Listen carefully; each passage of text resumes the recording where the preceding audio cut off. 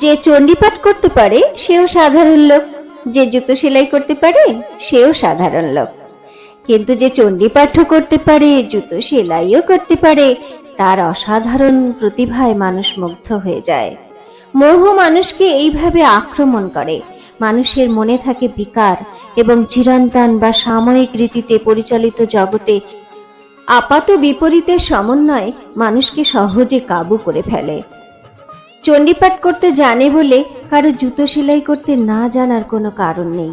তবু চণ্ডীপাঠ থেকে জুতো সেলাই পর্যন্ত যে জানে, আমাদের কাছে সে মহাপুরুষ। মানুষকে দেবতা বলে পুজো করাটা আমাদের কাছে কঠিন নয়, মানুষকে পশু বলে ঘৃণা করাটাও আরো সহজ। কিন্তু মানুষকে মুখে চণ্ডীপাঠ করে হাতে জুতো সেলাই করতে দেওয়া আমাদের কাছে সৃষ্টি ছাড়া খাপ ছাড়া ব্যাপার। এমন সৃষ্টি ছাড়া ব্যাপার যে এ বিষয়ে আমরা একটা চলতি ব্যঙ্গ সৃষ্টি করে ভাষার ব্যবহার করি। আমরা ব্যঙ্গপ্রিয় জাতি। আপনারা জানেন, সেই ব্যঙ্গই সবচেয়ে জোরালো হয়, যে ব্যঙ্গে আপাত বিপরীতের সমন্বয়টা খুব স্পষ্ট। আকাশ বললে যখন পাতাল বোঝায়, তখন ব্যঙ্গটা ক্ষীরের মতো জমাট বাঁধে। ভিখারিকে রাজা বলার চেয়ে বড় ব্যঙ্গ আর কি আছে? একজন চণ্ডীপাঠ থেকে জুতো সেলাই পর্যন্ত জানে বললে সোজাসুজি অর্থটা দাঁড়ায় এই যে লোকটা জানে না এমন কাজ নেই। কিন্তু আমরা কি তাই বোঝাতে চাই? আমরা বোঝাতে চাই যে লোকটা কিচ্ছু জানে না। এখন স্কুলে কলেজে আমরা যে শিক্ষা পাই, তাও অনেকটা চণ্ডীপাঠ থেকে জুতো সেলাই করতে শেখার মতো। অথচ আশ্চর্য এই, শ্রোতারা মুখ চড়াচড়ি করে না, প্রাণপণে হাততালি দেয়। কলেজে প্রকাণ্ড হলটা হাততালির আওয়াজে গমগম করতে থাকে। ছেলেদের মধ্যে যাদের স্নায়ু একটু বেশি দুর্বল, তারা রোমাঞ্চ অনুভব করে। তাদের কলেজের একজন এক্স স্টুডেন্ট এমন সুন্দর ভাবতে পারে ভেবে কতগুলো তরুণ বক্ষই যে ব্যথিত গৌরবে ভরে যায়। কিন্তু হাততালিতে অনুপমের যেন চমক ভাঙে। কলেজে পুরাতন ছাত্রদের বাৎসরিক মিলনোৎসবে যোগ দেবার কোনো ইচ্ছা তার ছিল না। দুটো উৎসাহী ছেলের টানাটানিতে এসেছে। কলেজের ছেলেদেরই কবিতা পাঠ, ক্যারিকেচার, মাসল কন্ট্রোল ইত্যাদি দিয়ে যে মিলন সভায় নিমন্ত্রিতদের এন্টারটেইন করা হয়েছে, সেই সভায় দাঁড়িয়ে বক্তৃতা দেবারও কোনো ইচ্ছা তার ছিল না। সেই উৎসাহী ছেলে দুটির ঠেলাঠেলিতেই কিছু বলতে উঠে দাঁড়িয়েছে, কিন্তু চণ্ডীপাঠ আর জুতো সেলাই করা সম্বন্ধে কিছু বলবার ইচ্ছা তার ছিল না। স্কুল কলেজের শিক্ষা সমালোচনা করার কথাও সে ভাবেনি। ওসব বলাও রীতি নয়। কলেজ জীবনের স্মৃতি সে জীবনে কখনো ভুলতে পারবে না। আজ এই মিলনোৎসবে যোগ দিতে পেরে গভীর আনন্দে মুখে তার ভালো করে কথা সরছে না। জড়িয়ে জড়িয়ে এই ধরনের কিছু বললে শোনাতেও ভালো, নিয়ম রক্ষাও হতো। তার বদলে এসব সে কি বলতে আরম্ভ করেছে? আবল তাবল কথাগুলো শুনে ছেলেরাই বা এত খুশি হলো কেন? অভিযোগের ভঙ্গিতে ব্যঙ্গ করে কিছু বললেই বোধহয় ছেলেদের ভালো লাগে। খেইহারা রসালো নিন্দা আর সমালোচনা, কথাটা অনুপমের অসম্ভব মনে হয় না। যে ধরনের গান, কবিতা পাঠ, ক্যারিকেচার আর মাসল কন্ট্রোল সকলের হাততালি আদায় করছে। কলেজে প্রিন্সিপাল, প্রফেসর ও নিমন্ত্রিত বয়স্ক লোকেরা বিশেষ অস্বস্তি বোধ করছেন বুঝতে পেরেও অনুপম কিন্তু থামে না। বেশ করে কলেজের শিক্ষা আর কলেজে শিক্ষিত ছেলেদের একচোট গালি দেয়। শুনে ছেলেদের সে কি উল্লাস! একপাশে যন্ত্রী শেখ মেয়ে বসেছিল, তাদের মধ্যে অনেকের চোখ দুটি উত্তেজনায় ছলছল করতে থাকে। আনন্দের আতিশয্যে ঠোঁট চেপে হাসতে ভুলে যাওয়ায় কারো কারো অসমান নোংরা দাঁতগুলো আত্মপ্রকাশ করে বসে। সেই হলো সূত্রপাত। পরদিন দুটো সমিতি অনুপমকে সদস্য করে নিল। একটি সমিতির নাম the students association for the protection of everybody's rights including students, অপরটির নাম শিক্ষা, সমাজ ও সাহিত্য সংস্কার সমিতি। প্রথমটি প্রেসিডেন্ট একজন অল্প বয়সী অধ্যাপক। অন্তত চেহারা দেখলে মনে হয় বয়স ভদ্রলোকের বেশি নয়। একটা বিলাতি উপাধি আছে, কিন্তু সব জানতার নিবিড় বিনয়ে সর্বদা টইটম্বুর হয়ে থাকেন। ছাত্র এবং ছাত্রীদের বড় ভালোবাসেন, তাদের সমস্ত সভা সমিতি উৎসব অনুষ্ঠানে হাজিরও থাকেন। প্রকৃতপক্ষে অধিকাংশ সভা সমিতি উৎসব অনুষ্ঠানের গোড়াপত্তনের সময় ছাত্রছাত্রীরা তার কাছে পরামর্শের জন্য ছুটে আসে। জন্দে ভক্ত ও সমিতির সদস্য এবং ছাপানো পাম্পলেট, কার্ড ইত্যাদি অস্ত্র নিয়ে নিজেই তিনি অনুপমকে আক্রমণ করতে তার বাড়িতে এসে হাজির হন। অমায়িক হাসি এসে বলেন, আমি the students association for the protection of everybody's rights including students এর প্রেসিডেন্ট সরসীলাল ভাদুড়ী। শুনলে মনে হয় তার জগৎ বিখ্যাত নামটি যদি এ পর্যন্ত অনুপমের কানে না পৌঁছে থাকে, অনুপম যে জগতের সবচেয়ে অপদার্থ লোক এ বিষয়ে তিনি নিঃসন্দেহ হতে পারবেন। বসতে বলে ভদ্রতা করার উপায় ছিল না, কারণ ভদ্রলোক আগেই বসেছিলেন। অনুপম তাই বলে, আগে আগে হ্যাঁ, তোমাকে আমাদের অ্যাসোসিয়েশনের মেম্বার হতে হবে। বেশ। দ্বিতীয় সমিতিটির সম্পাদক একটি ছাত্র, নাম ব্রহ্মানন্দ চক্রবর্তী, বয়স বছর 24, চেহারা আশ্চর্য রকমের সুন্দর, সর্বদা ক্রুদ্ধ হয়ে আছে, কিন্তু ক্রোধটা যে কার বা কিসের উপর নিজেও ভালো বোঝে না, অপরকেও বুঝাতে পারে না। বোঝাবার চেষ্টা আরম্ভ করলে ক্রুদ্ধ মুখখানা তার ক্রোধে একেবারে টকটকে লাল হয়ে যায়। আপনারাও যদি আমাদের সমিতিতে যোগ না দেন, যদি 10 জনের মতো কেবল নিজের সুখ স্বাচ্ছন্দ্যের ব্যবস্থা করাটাই জীবনের একমাত্র কর্তব্য বলে মনে করেন। অনুপম বলে, আমি কি বলেছি যোগ দেব না? কিন্তু এত সহজে ব্রহ্মানন্দের ক্রোধের উপশম হয় না। সহজে কেন? কিছুতেই হয় না। আপনি না বলতে পারেন, আপনার মতো অনেকেই বলে লেখাপড়া শিখে কোন রকমে একটা চাকরি বাগিয়ে বিয়ে টিয়ে করে ঘর সংসার করাটাই যেন মানুষের জীবনের একমাত্র লক্ষ্য। আপনি বিয়ে করেছেন? আমি আমি বিয়ে করব? ব্রহ্মানন্দের মুখ দিয়ে কথা সরে না। এইভাবে অনুপমের জীবনের গতি ও শঙ্করের জীবনের গতির সঙ্গে একাভিমুখী হয়ে গেল। শঙ্কর যাত্রা আরম্ভ করলো একেবারে প্রকাশ্য রাজপথে স্বেচ্ছায়, অনুপম যাত্রা আরম্ভ করলো সরু গলিতে পরের ইচ্ছায়। শঙ্করকে ভিড়ের মধ্যে নিজের পথ করে নিতে হলো ধাপ্পাবাজির জোরে। অনুপমকে ঠেলে নিয়ে চলল একদল ছেলে মানুষের নির্বোধ উচ্ছ্বাস। কিন্তু দেখা গেল অনুপমের পসার জমছে তাড়াতাড়ি। শঙ্কর যেখানে 8-10 জন মহাপুরুষের সঙ্গে বিচরণ করবার অধিকার লাভের জন্য প্রাণপাত করছে, বিনা চেষ্টায় অনুপমও এগিয়ে চলেছে সেইখানেই। ছেলেরা অনুপমকে পছন্দ করে, ছাত্রছাত্রী মহলে তার নাম ছড়িয়ে পড়ছে। যে কোনো অনুষ্ঠানই হোক, ছেলেরা তাকে টেনে নিয়ে যায়। কিছু বলতে হয় অনুপমকে, কি যে সে বলে ভালো বোঝা যায় না, কারণ মনে যা আসে তাই সে বলে যায়। কিন্তু স্কুলের মাস্টার আর কলেজের প্রফেসরদের ব্যাখ্যামূলক লেকচার শুনতে অভ্যস্ত ছেলেদের কাছে তার ঈষৎ ভয় ভয়ে আবল তাবল কথা বলাটাই মনোহর লাগে। অনুপমের দাঁড়ানোর ভঙ্গি, কথা বলার সময় মুখ ছাড়া হাত প্রভৃতি শরীরের বাড়তি অঙ্গগুলি নিয়ে অস্বস্তি বোধ করবার ভঙ্গি, মাঝে মাঝে নাকের ডগা চুলকানো, এসব দেখে ছেলেদের একটা গভীর মমত্ববোধ জাগে। অনুপমকে মনে হয় ঘরের লোক। ছাত্রীরা সাধারণত মুচকি মুচকি হাসে, তবে কারো কারো মধ্যে বাৎসল্যের সঞ্চারও হয়। অন্তত আশালতার যে হয় তাতে সন্দেহ নেই। পছন্দের সেই ছেলে দেখলে একদিন, খুব বেশি দিন আগের কথা নয়, তার শুধু প্রেমেরই সঞ্চার হতো। কিন্তু একবার শুধু অসাবধানতার জন্য, তাও বড় বেশি দিনের কথা না, মাতৃত্বের পথে মাস 3 এগোবার সুযোগ পাওয়ার পর বাৎসল্য ছাড়া আর কিছুই সে অনুভব করতে পারে না। নিজে যেচে সে অনুপমের সঙ্গে পরিচয় করল। আপনাকে দেখলেই বোঝা যায় আপনার মধ্যে এমন কিছু আছে আজকাল মানুষের মধ্যে যা খুঁজেই পাওয়া যায় না। সারলতা, তেজ, আদর্শ, অনুরাগ, ন্যাচারাল পোইজ। মনে হয় যেন অনুপমের পিঠ চাপড়ে দেবে। একদিন আসবেন আমাদের বাড়ি? আপনার সঙ্গে ভালো করে আলাপ করতাম। নিশ্চয়ই যাব। আজকেই চলুন না, এখনো 8টা বাজেনি।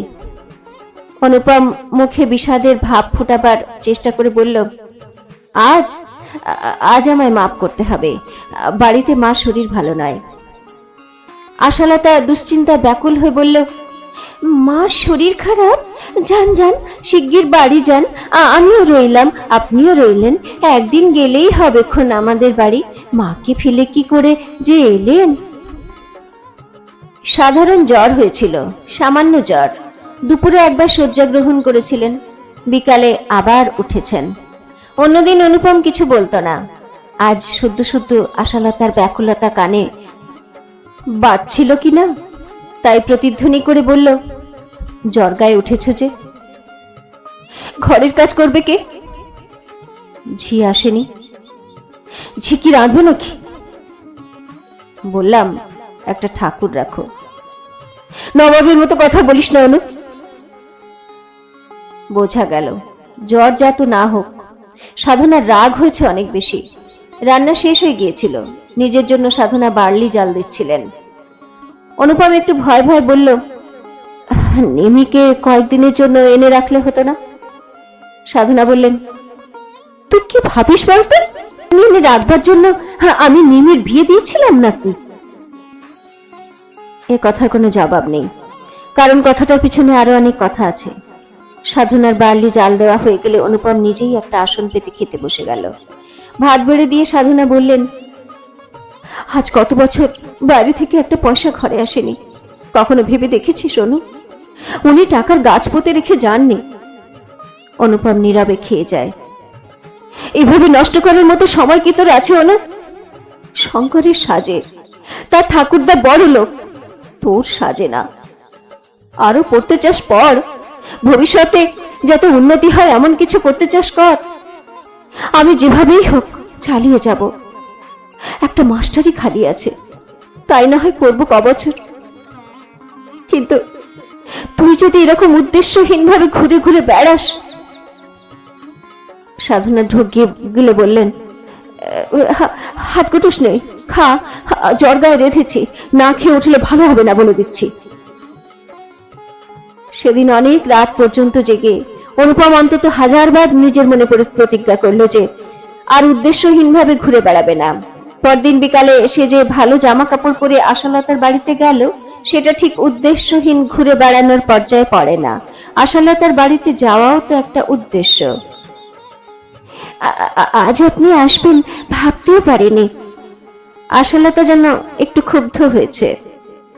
এইরকম ব্যাকুল ভাবে তার কাছে যারা ছুটে আসে, তাদের কাছে আশা করার যে কিছু নেই। অনেক অভিজ্ঞতায় আশালতার এইটুকু জ্ঞান জন্মেছে।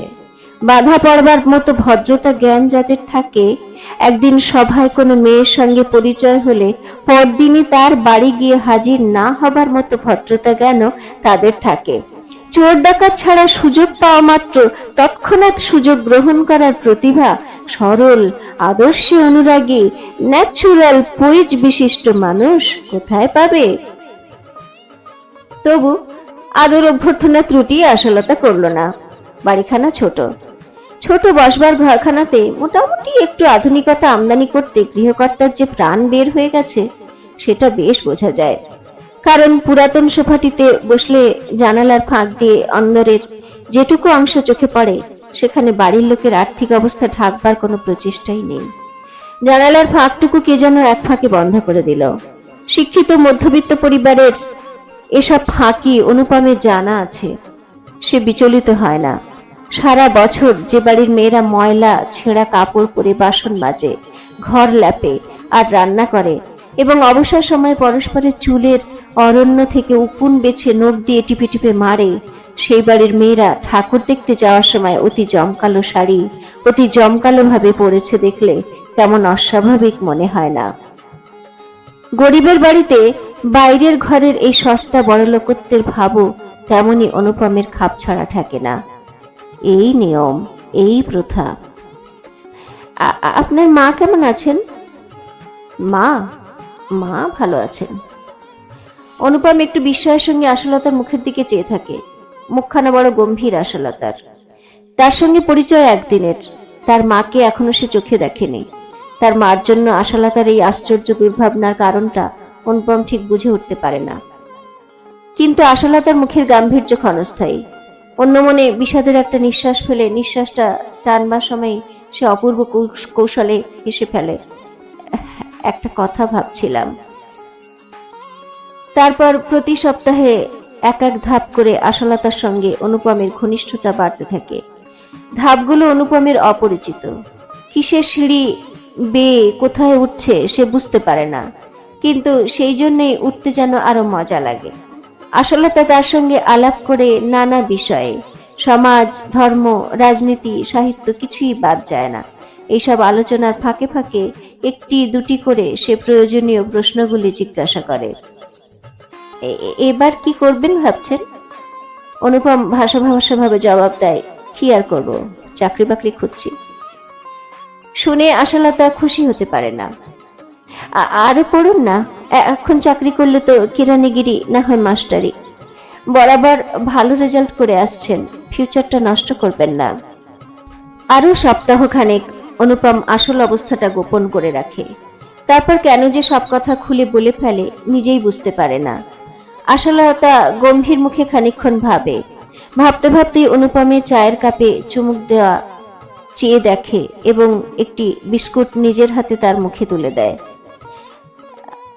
আপনার ঠাকুরদা আপনাদের ত্যাগ করেননি, আপনার বাবাই আপনার ঠাকুরদাকে ত্যাগ করেছিলেন না? অনুপম নীরবে সায় দিয়ে যায়। আপনার ঠাকুরদা এখন আর আপনাদের ফিরিয়ে নিয়ে যাবার চেষ্টা করেন না, সাহায্য করতে চান না? চাইলে কি হবে, মা রাজি নন। আশালতা নিজের হাতে আর একখানা বিস্কুট অনুপমের মুখে তুলে দেয়। আপনি যদি আপনার ঠাকুরদার কাছে গিয়ে পড়ার জন্য টাকা চান, দেবেন না? দেবেন, কিন্তু এমনি যদি টাকা চান দেবেন না? দেবেন, কিন্তু আপনি যদি গিয়ে বলেন, ঠাকুরদা আমি বিলেত যাব, আমায় 1000-10 টাকা দিন, একসঙ্গে নয়, 10 মাসে 500-700 করে দিন, তিনি দেবেন? হ্যাঁ দেবেন, কিন্তু কিন্তু কি? মা জানতে পারলে আমার মুখ দেখবেন না। আশালতা মৃদু হেসে বলল, মা কখনো ছেলের মুখ না দেখে থাকতে পারে? আপনি বড্ড ছেলে মানুষ। অনুপম ঘাড় উঁচু করে বলে, মার মনে আমি কষ্ট দিতে পারবো না। তাছাড়া বাবা মরবার সময় যা বলে গেছেন তারও তো একটা দাম আছে। আমি বরং সারা জীবন কেরানিগিরি করব, তবু ঠাকুরদার টাকা নিয়ে। আশালতা শান্তভাবে বলে, ছি, তাই কি আপনি পারেন?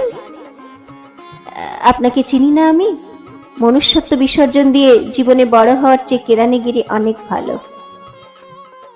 অনুপমের মুখে একটা কালো মেঘ ঘনিয়ে আসছিল, সে মেঘ কেটে যায়। পকেটে রুমাল খুঁজতে খুঁজতে আশালতা নিজের আঁচলে তার মুখ মুছিয়ে দিয়ে চকিতে বাড়ি চলে যাওয়ায় নিজেকে সে কৃতার্থ মনে করে।